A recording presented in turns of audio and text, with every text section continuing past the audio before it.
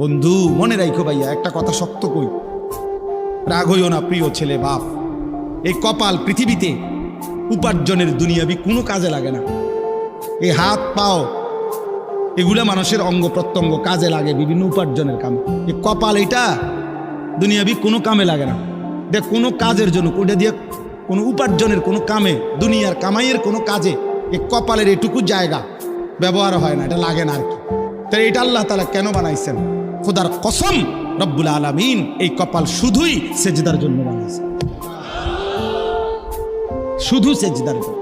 এই জন্য যে কপাল সেজদা দেয় না, যে কপালে সেজদা নাই, তুই মানুষও না, মানুষের বাচ্চাও না।